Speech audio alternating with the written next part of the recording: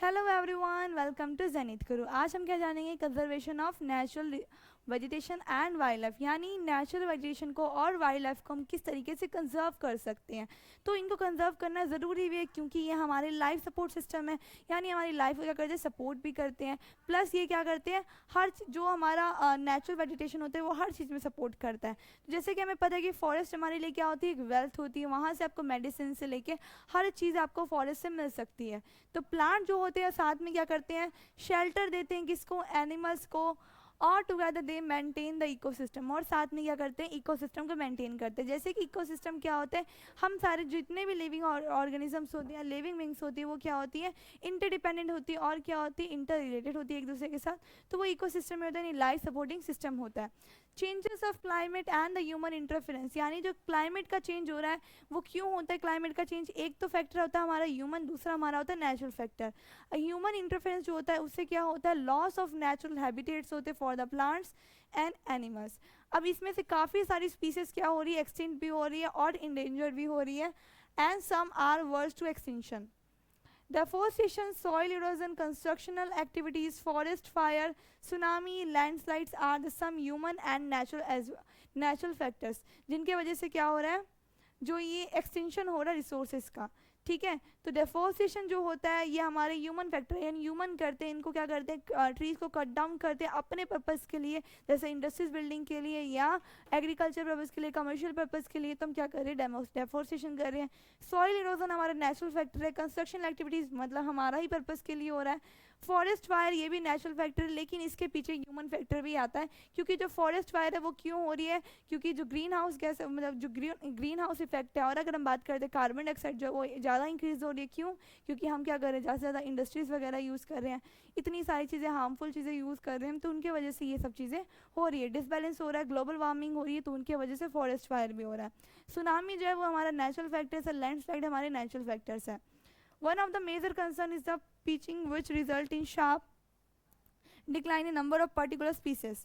अगर हम बात करें जैसे इलीगल ट्रेड जो होते हैं कुछ वाइल्ड एनिमल्स के, ठीक है, ट्रेड जैसे कि एनिमल्स जो यूज़ होते हैं post for the collection and illegal trade off feed, skin, nails, teeth. जैसे कि आपने सुना हो कि एलिफेंट की टीथ को सेल किया जाता था, ट्रेड की जाती थी उनकी।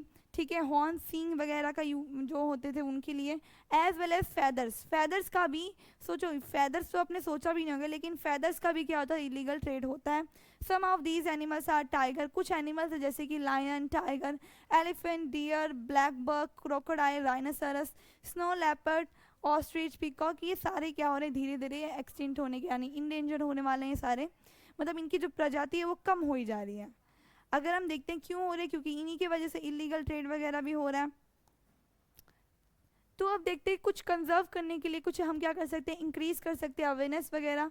अगर हम लोगों में अवेयरनेस फैलाएंगे तो क्या होगा, इनको हम कंजर्व करके रख सकते हैं। जैसे कि हम कुछ करते हैं, national park, wild life sanctuaries, biosphere reserves, ये सारे कुछ बनाए गए प्रोटेक्ट करने के लिए वाइल्ड लाइफ और नेचुरल वेजिटेशंस को। Conservation of creeks, lakes and wetlands is necessary to save the precious resource from the depletion. यानी अगर हम जो क्रीक्स होती है, जो लेक वगैरह होती है, वेटलैंड, इनको अगर हम कंजर्व करेंगे तो जो रिसोर्स का डिप्लेशन होता है उसको हम क्या कर सकते हैं, कंट्रोल कर सकते हैं। तो इसी से क्या होगा, एक बैलेंस बना रहेगा इन्वायरमेंट के अंदर। और जो ह्यूमन एक्टिविटीज़ है जैसे कि कुछ पार्ट्स में वो डिस्टर्ब करती है हमारे नेचुरल वेजिटेशन को, तो उसको भी हमें रोकना चाहिए। अब इसी के लिए क्या आते हैं, कुछ अवेयरनेस प्रोग्राम्स वगैरह भी आते हैं। अगर हम कुछ अवेयरनेस प्रोग्राम्स की बात करते हैं, हमारे सोशल फॉरेस्ट्री वाना महोत्सव should be encouraged at the regional and community level. ये कुछ प्रोग्राम है जो कि रीजनल कम्युनिटी लेवल पे ये सब के लिए अवेयरनेस फैलाने के लिए ये सब प्रोग्राम बनाए गए थे। स्कूल चिल्ड्रन को ये प्लांट वगैरह के लिए इनको अवेयर करना चाहिए, इनको दिखाना चाहिए देखो किस तरीके से नेचुरल वेजिटेशन है, कितनी ब्यूटीफुल होती है, वो सब चीज़ें हमें इनको क्या करना चाहिए, कंजर्व करके रखना चाहिए। Many countries have pass laws against the trade as well as killing of birds. कुछ बहुत सारी कंट्रीज ने लॉ भी पास किया है, ठीक है, जो बर्ड्स वगैरह को किल और एनिमल को किल ना करने के लिए। जैसे कि इंडिया में अगर बात करते हैं, अगर कोई लायंस को, टाइगर्स को, डियर्स को, ग्रेट इंडियन बास्टर्ड को, इन सबको अगर पीकॉक को किल करता है तो उनको जेल भी हो सकती है, यानी इसके लिए लॉ बनाया गया है। और एक एग्रीमेंट की बात करते हैं, एक इंटरनेशनल कन्वेंशन है जिसका नाम क्या है, साइट्स। ठीक है, एक इंटरनेशनल कन्वेंशन है जिसका नाम क्या है, साइट। ये इस्टेब्लिश हुई थी। इसमें बहुत सारे कुछ स्पीसीज है एनिमल्स के और बर्ड्स के जो कि उन पे ट्रेड करना प्रोहिबिट बताए गए, यानी उसको आप ट्रेडिंग में यूज़ नहीं कर सकते हो, उनका इलीगल ट्रेड नहीं कर सकते हो आप। तो ये सारे कुछ एनिमल्स है वो किस में डाले गए हैं, साइट्स में डाले गए हैं। और ये एक मेथड है किसके लिए, कंजर्वेशन ऑफ प्लांट्स और एनिमल्स के लिए, ठीक है। साइट्स क्या एक इंटरनेशनल एग्रीमेंट है, वो बहुत सारी कंट्रीज़ के अंदर हुआ है। तो ये हमारा बेसिकली जो वाइल्ड लाइफ होते हैं, नेचुरल वेजिटेशंस होते हैं, इनको कंजर्व करने के लिए बनाया गया था। तो ये था हमारा conservation of natural vegetation and wild life. I hope आपको अच्छे से क्लियर हो गया होगा। मिलते हैं हम नेक्स्ट वीडियो में। Thank you for watching.